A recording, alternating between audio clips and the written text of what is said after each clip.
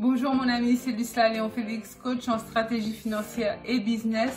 Je te souhaite la bienvenue sur ma chaîne. Ici, je parle développement personnel, stratégie financière, business, entrepreneuriat. Donc, si l'une de ces thématiques t'intéresse, je t'invite chaleureusement à t'abonner à la chaîne. Tu peux également cliquer sur la petite cloche en bas à droite. Comme ça, tu seras averti par notification à chaque fois que je mettrai en ligne l'une de nos nombreuses vidéos hebdomadaires qui t'apportent du bon contenu comme celle que je m'apprête à partager avec toi dans quelques instants pour booster tes finances, maîtriser tes finances et surtout te permettre de parvenir à ce niveau de sérénité, de bien-être et de sécurité auquel tu aspires. Deuxième chose, va en barre de description, tu verras un lien, clique dessus. Il s'agit d'un tout petit questionnaire très rapide à remplir. Une fois que tu l'as rempli, je t'offre une demi-heure de coaching stratégique gratuit, oui gratuit, avec toi pour mettre en place tes premières pistes, tes premiers objectifs, pour maîtriser tes finances et vraiment te permettre de vivre de manière très concrète la vie à laquelle tu aspires. Sans plus tarder, entrons dans le vif du sujet. Je te pose une question. Après le confinement, que se passe-t-il pour tes finances? Est-ce que au sortir du confinement, tes finances sont plutôt au bon fixe? Ou alors peut-être que tu te poses pas mal de questions, peut-être que la crise a suscité en toi pas mal de questionnements, ça a chamboulé pas mal de choses, c'est venu chercher des aspects profonds de ta personnalité, tu veux redéfinir un peu ta vie. Cette vidéo va t'aider à remettre les choses en place et à savoir dans quelle direction tu veux mener ta vie, mettre en place tes finances ou réajuster tes finances au sortir de la crise. Malheureusement, la crise que nous avons vécue ou que nous sommes en train de vivre, c'est une crise qui a démarré en tant que crise sanitaire et qui s'est quand même assez rapidement transformée en crise économique mondiale et en crise financière majeure. C'est une période, la fin de l'année 2019, le premier trimestre 2020, c'est malheureusement une époque qui s'est vue endeuillée par des centaines de milliers de décès liés au Covid-19. Malheureusement, des centaines de milliers de personnes, des familles ont été endeuillées, des amis se sont trouvés séparés à cause de la maladie, à cause des décès liés à ce virus.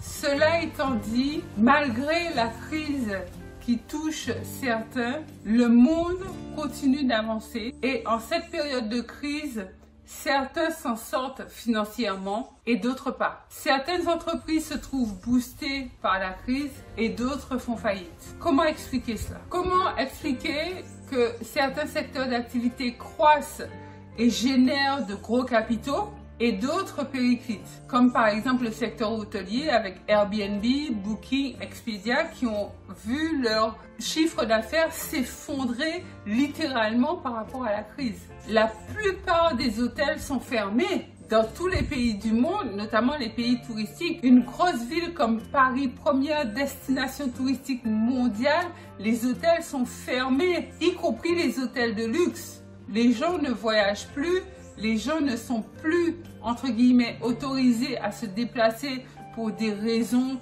ludiques, de loisirs ou purement touristiques. Donc les hôtels ferment, mettent leur personnel au chômage ou au chômage partiel. D'autres entreprises comme Teams, Zoom, Skype ont vu leur chiffre d'affaires décupler. Par exemple, Zoom avait 10 millions d'utilisateurs en décembre 2019 et est passé à 200 millions d'utilisateurs fin du premier trimestre 2020.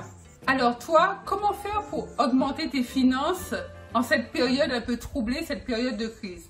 La première chose que je te dirais, le premier conseil que je t'apporterai, c'est de ne pas rester attentiste. De ne pas rester là et regarder autour de toi pour voir comment ça bouge, comment ça se passe. Crée-toi des opportunités. Je parle assez régulièrement sur cette chaîne de créativité. Un leader, un entrepreneur, même si tu n'as pas d'entreprise, même si tu n'es pas dans les affaires, même si tu n'as pas de business, ta créativité doit te permettre de mettre en place des actions et des leviers pour booster tes finances. Si malheureusement tu as été mis ou mise en chômage partiel ou carrément au chômage, tu dois faire en sorte de trouver de réelles opportunités qui te conviennent, qui te correspondent pour pouvoir mettre en place et générer du cash de manière régulière et quasi immédiate. Je veux parler là des business que tu peux implémenter à la maison, que tu peux mettre en place rapidement, créer depuis chez toi et vendre tes prestations, vendre tes services rapidement. Mais il y a un fait, il y a une réalité que la crise a mise en valeur, c'est qu'il faut investir. Tu dois avoir des revenus passifs, ça c'est un. Et deuxième chose, c'est qu'il faut diversifier ses sources de revenus. Ça, c'est mon leitmotiv. Je rabâche. Par moments, j'ai même l'impression de radoter quand je parle de diversification de revenus. Quand tu investis, par exemple, dans l'immobilier, oui, tu fais bien. Tu fais bien d'investir dans l'immobilier. Mais n'investis pas que dans la même niche parce que les personnes que je connais qui ont investi dans l'immobilier, mais qui n'ont par exemple investi que dans la location saisonnière, que dans la location courte durée, leurs biens sont restés vides. Et au jour d'aujourd'hui, leurs biens sont encore vides parce que l'économie touristique n'est pas repartie encore. Le secteur du tourisme n'a pas recommencé. Donc tu investis dans la pierre, oui, c'est une bonne chose, mais tu diversifies tes investissements dans l'immobilier. Tu as la location nue, tu as les locaux commerciaux, tu as la colocation, tu as le partage de bureaux sur un open space. Tu as également le meublé. Il y a tellement de niches dans l'immobilier que rien que ce pilier d'investissement te permet de diversifier tes sources de revenus. Autre secteur que la crise a mis sous les feux des projecteurs et a vraiment mis en lumière, c'est le business internet. Créer des formations en ligne, avoir ton site de e-commerce, faire du dropshipping ou avoir ta boutique en ligne, peu importe sous quelle forme tu vas t'y prendre, mais forme-toi pour avoir au moins un business en ligne. C'est capital, c'est super important. Parce que durant cette période de crise, les gens n'ont pas arrêté d'acheter. Les gens n'ont pas arrêté de choper, ils continuaient à faire des achats, mais sur Internet, puisqu'ils ne pouvaient pas sortir.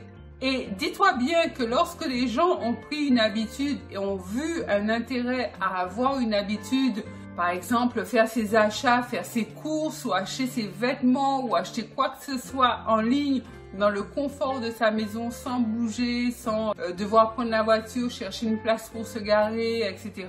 Les gens vont garder cette habitude. Donc, il n'est pas trop tard pour que tu puisses développer ton propre commerce en ligne. Voilà, mon ami, ce que je voulais partager avec toi à propos de tes finances au sortir de la crise. Dis-moi en commentaire ce que tu penses, lequel de ces conseils te parle le plus. Je me ferai un plaisir de te lire et de te répondre.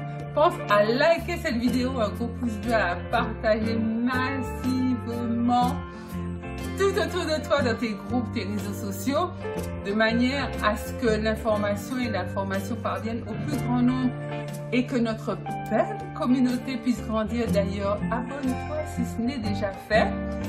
C'est Lucía Léon Félix, coach en stratégie financière et business. Je te dis à très vite pour une nouvelle vidéo.